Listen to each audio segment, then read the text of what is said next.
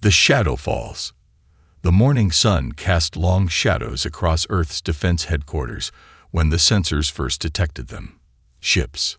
Thousands upon thousands of ships, emerging from hyperspace at the edge of the solar system like a plague of metallic locusts. Admiral Sarah Chen stood before the massive holographic display, her weathered hands clasped behind her back as she watched the enemy fleet materialize. The hegemony had finally come for Earth. For 3 centuries, the Galactic Coalition, known as the hegemony, had swept across the Milky Way, absorbing or destroying every civilization in their path. Their methodology was always the same: arrive with overwhelming force, demand submission, and obliterate any who refused. 2,000 species had learned this lesson. Today, Earth would be offered the same choice. "Admiral," came the voice of Lieutenant Torres from the communication station. "We're receiving a transmission from the enemy flagship." Chen nodded grimly. She had expected this. The hegemony always offered terms first. It was their way of appearing civilized before the slaughter began. "Put it through." The holographic display flickered, replacing the tactical readout with the imposing figure of Commander Vextar, Supreme Fleet Commander of the hegemony's 7th Armada. His elongated skull gleamed under harsh bridge lighting, and his 4 arms gestured dismissively as he spoke. Behind him, the bridge of his flagship bustled with activity from dozens of different alien species, all united under the hegemony's banner. Primitive inhabitants of the 3rd planet, Vextar's voice carried the arrogance of a being who had never known defeat. "I am Commander Vextar of the hegemony's 7th Armada. Your world has been selected for incorporation into our great coalition. You will surrender unconditionally within one of your planetary rotations, or face complete annihilation." Earth's response. Admiral Chen stepped forward, her gray hair pulled back in a military bun, her uniform crisp despite the early hour. At 62, she had spent her entire adult life preparing for this moment. Every war game, every strategic simulation, every sleepless night had led to this single conversation. "Commander Vextar," she began, her voice steady and clear. "I am Admiral Sarah Chen of the United Earth Defense Force. I have a message for you and your hegemony." Vextar's compound eyes gleamed with what might have been amusement. "Speak quickly, primitive. My patience grows thin." Chen's expression didn't change. Behind her, the command center had fallen silent. Every officer, every technician, every aide knew they were witnessing history. "Earth gives you one morning, Commander. One chance to turn your fleet around and leave our system. We're asking nicely. This is the only time we'll ask." The silence that followed was deafening. On the view screen, Vextar's 4 arms began to tremble, and then he threw back his head and released a sound that could only be described as laughter. Behind him, his bridge crew joined in, a cacophony of alien amusement that echoed across the quantum link. "Did you hear that?" Vextar wheezed between laughs. "The primitives are warning us. They're asking us nicely to leave." More laughter erupted from the alien bridge. "Tell me, Admiral, what exactly do you plan to do if we refuse your generous offer?" Chen's expression remained stone-cold serious. "You'll find out. The die is cast." Vextar's laughter died away, replaced by cold fury. "Your arrogance is breathtaking, human. Do you see our fleet? 3,000 warships. 50 million soldiers. We have conquered civilizations that had traveled the stars for millennia before your ancestors discovered fire. What could you possibly do against us?" "We warned you," Chen replied simply. "What happens next is on you." She gestured to Lieutenant Torres, who cut the transmission. The command center remained silent for several heartbeats before Torres spoke up. "Admiral, they're moving. The entire fleet is advancing toward Earth." Chen nodded and walked to her command chair. She had hoped, against all logic and experience, that the hegemony might actually listen. But deep down, she had known this moment was inevitable. The hegemony had never retreated from anything. Their pride wouldn't allow it. "Send the activation codes to all defense platforms," she ordered. "Alert all ships to battle stations, and get me Dr. Rivera." Within minutes, Dr. Marcus Rivera's face appeared on her personal communication screen. The brilliant scientist looked exhausted, his usually neat appearance disheveled from months of preparation. "Admiral, are we really doing this?" "They laughed at us, Marcus," Chen replied. "They actually laughed. I gave them the warning, just like we agreed. Now it's time." Rivera nodded grimly. "The weapon systems are ready. But Sarah, once we activate them, there's no going back. The galaxy will know what we're capable of." "Good," Chen said firmly. "It's time they learn not to underestimate Earth." First blood. The hegemony fleet advanced with the confidence of predators approaching wounded prey. Vextar stood on his bridge, watching the tactical display with satisfaction. The human homeworld grew larger on his screens, a blue-green marble that would soon be just another conquered territory in the hegemony's vast empire. "Commander," reported his tactical officer, a spider-like being with multiple eyes. "The humans appear to be activating some kind of defense grid. Energy signatures are spiking across their system." Vextar's mandibles clicked in amusement. "Let them activate whatever primitive weapons they possess. Our shields can withstand anything these creatures might throw at us."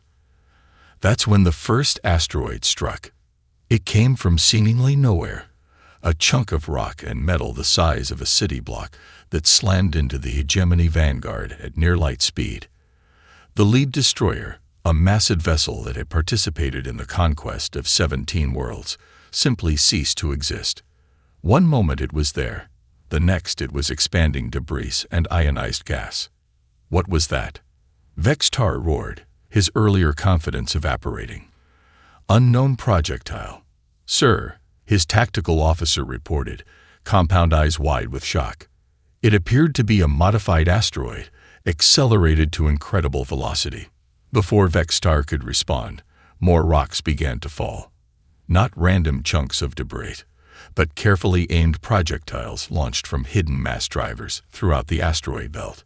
Each impact deleted another hegemony ship from existence, their advanced shields useless against projectiles traveling at such tremendous speeds. "Impossible," Vextar whispered. "How are they accelerating asteroids to such velocities?" His science officer, a crystalline being whose species had mastered physics before most worlds had evolved life, studied the readings with growing amazement. "Commander, they appear to have hollowed out hundreds of asteroids and installed some kind of propulsion system. They're using the entire asteroid belt as a weapons platform." The warning ignored. The bombardment continued for exactly 60 seconds, then stopped. In that minute, the hegemony had lost over 200 ships. The silence that followed was more terrifying than the attack itself. Chen's voice came over the communication system, calm and professional. "Commander Vextar, that was your demonstration. Earth warned you once. We're not going to warn you again. You have 30 minutes to begin withdrawing from our system." On his bridge, Vextar stared at the tactical display in disbelief. His mighty armada, which had been 3,000 strong, now numbered fewer than 2,800. And somehow, impossibly, he had lost those ships to rocks. Rocks thrown by a species that supposedly hadn't even achieved faster than light travel. "Sir," his communications officer whispered, "what are your orders?" Vextar's four hands clenched into fists. Never in his military career had he retreated from an enemy. Never had he allowed primitives to dictate terms to the hegemony. His pride, the pride of his entire species, demanded blood. "Signal the fleet," he ordered, his voice carrying deadly resolve. "All ships, maximum advance. I want every weapon charged and ready. These humans want to play with rocks. Let's show them what real weapons can do." The die was cast. Earth had given its warning, and the hegemony had chosen to ignore it. What happened next would echo throughout the galaxy for generations to come. As the alien fleet resumed its advance, Admiral Chen settled back in her command chair. She felt a profound sadness, not for what was about to happen to Earth, but for what was about to happen to the hegemony. They had been warned. They had been given a chance to walk away with their dignity intact. Now they were about to learn why Earth only gave one warning. All stations, she announced to her command staff, initiate Protocol 7. And may God have mercy on their souls, because we won't. The battle for Earth was about to begin in earnest, and the hegemony was about to discover that underestimating humanity was the last mistake they would ever make. The reckoning. The trap springs. The hegemony fleet surged forward like a metal tide, their weapons charging with the fury of 1,000 conquered worlds. Commander Vextar stood on his bridge, his forearms spread wide, as he watched the tactical display. The human homeworld lay ahead, seemingly defenseless now that their asteroid trick had been revealed. "Sir," reported his tactical officer, "we're detecting massive energy signatures from the human ships. They're moving to intercept." Vextar's mandibles clicked in satisfaction. Finally, they're going to fight like civilized beings. "How many ships do they have?" "Approximately 400 vessels, sir. A mix of cruisers, destroyers, and fighters." 400 against 2,800, Vextar mused. Even with their asteroid weapons, they're hopelessly outnumbered. Signal the fleet to engage. What Vextar didn't know was that humanity had spent 3 centuries preparing for this moment. Not 3 centuries of peace, but 3 centuries of the most intense military preparation in human history. Every resource, every brilliant mind, every innovative technology had been focused on a single goal: survival against impossible odds. Captain Elena Vasquez led the human fighter squadrons as they screamed toward the enemy fleet. Her ship, the Defiant, was no larger than a hegemony shuttle, but it carried technology that would have amazed the alien invaders. As she approached the first enemy formations, she keyed her comm unit. "All wings, this is Vasquez. Remember, we're not trying to win a fair fight. We're trying to survive. Execute Plan Omega." The human fighters suddenly scattered in seemingly random directions, confusing the hegemony gunners who had expected a traditional frontal assault. Instead, the small craft began weaving through the enemy formation, their movements so erratic that targeting computers couldn't establish locks. "What are they doing?" Vextar demanded. "They're flying like madmen." His tactical officer studied the readings with growing alarm. "Sir, they're not flying randomly. They're following some kind of pattern. And they're moving far faster than our intelligence suggested possible." Human ingenuity unleashed. Dr. Marcus Rivera watched the battle unfold from Earth's command center, his hands dancing across holographic controls.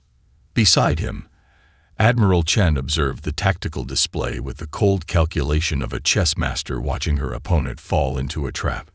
"The neural interface pilots are performing beautifully," Rivera reported. "The direct brain-to-ship connection is giving them reaction times the hegemony can't match." Chen nodded. The neural pilot program had been humanity's most closely guarded secret. By linking a pilot's consciousness directly to their ship's computer systems, human reaction times had been increased by a factor of 10. What appeared to be impossible maneuvers were simply the result of human pilots thinking at machine speeds. "Enemy casualties?" Chen asked. "Minimal so far," Rivera replied. "But that's not the point. They're in position." On the tactical display, the human fighters had spread throughout the hegemony formation like a virus, each craft transmitting data to its companions. The alien fleet, confident in their numerical superiority, had allowed the fighters to penetrate deep into their ranks. That's when the second part of humanity's trap was revealed. "All fighters, execute Phase 2, Vasquez commanded." Suddenly, each human fighter began broadcasting a specific frequency, their transmissions synchronized to create a massive interference pattern. The effect was immediate and devastating. Across the hegemony fleet, communication systems began failing. Navigation computers crashed. Targeting systems went offline. The carefully coordinated alien armada suddenly found itself deaf, dumb, and blind. "Report." Vextar roared, his earlier confidence crumbling. What's happening to our systems? Unknown interference pattern. Sir, his science officer reported, crystalline features flickering with panicked colors. It's like nothing we've ever encountered. The frequency seems to be specifically designed to disrupt our neural processors. Vextar's compound eyes narrowed. How could they know about our neural processors? That technology is classified at the highest levels. What Vextar didn't know was that humanity had been preparing for this encounter for 3 centuries. They had studied every piece of hegemony technology that had fallen into their hands, analyzed every communication intercept, and reverse-engineered every system they could find. The frequency weapon was designed specifically to exploit a vulnerability in hegemony neural networks that the aliens themselves didn't know existed. The solar system weapon. With the enemy fleet disorganized and communication disrupted, Admiral Chen activated the final phase of Earth's defense. Dr. Rivera, initiate the Prometheus protocol. Rivera's fingers flew across his controls, his face grim with concentration. Prometheus is online. All stations report ready. What happened next would have been impossible for any other species to accomplish. Humanity had spent 3 centuries not just preparing for war, but fundamentally altering their entire solar system. Every planet, every moon, every asteroid had been turned into a component of the largest weapon ever constructed. The gas giant Jupiter suddenly flared with artificial light as massive fusion reactors hidden in its clouds ignited. The energy generated was channeled through a network of gravitational lenses positioned throughout the solar system, each one focusing the power toward a single point, the heart of the hegemony fleet. Impossible, Vextar whispered as his sensors detected the massive energy buildup. They turned their entire system into a weapon. The beam that struck the hegemony fleet was not energy in any conventional sense. It was focused gravity itself, compressed and directed with precision that bordered on the impossible. Ships didn't explode when it hit them. They simply collapsed in on themselves, their matter compressed into singularities that winked out of existence. Evasive maneuvers. Vextar screamed, but it was too late. The gravitational beam swept through his fleet like a scythe through wheat. Hundreds of ships vanished in seconds, their crews never even knowing what killed them. But the humans weren't finished. The price of arrogance. As the hegemony fleet reeled from the gravitational assault, Earth's conventional forces struck. The human cruisers and destroyers, no longer hiding their true capabilities, unleashed weapons that defied everything the hegemony thought they knew about warfare. Plasma beams that could melt through any known armor. Missile swarms that could think and adapt to enemy defenses. Fighters that could phase in and out of normal spacetime. Humanity had not just advanced their technology, they had revolutionized it. Sir, Vextar's tactical officer reported, his voice shaking with terror, we're down to less than 1,000 ships. Our casualties are catastrophic. Vextar stared at the tactical display in horror. His mighty armada, the pride of the hegemony, was being systematically destroyed by a species that wasn't supposed to pose any threat. How? He whispered. How is this possible? The answer came from an unexpected source.